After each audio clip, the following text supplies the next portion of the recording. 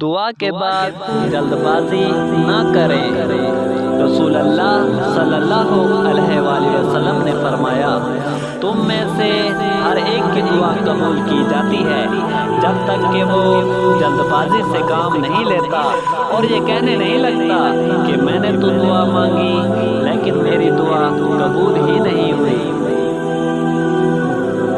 دعا کے بعد جلد بازی نہ کریں۔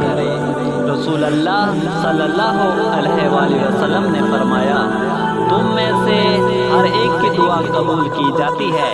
جب تک کہ وہ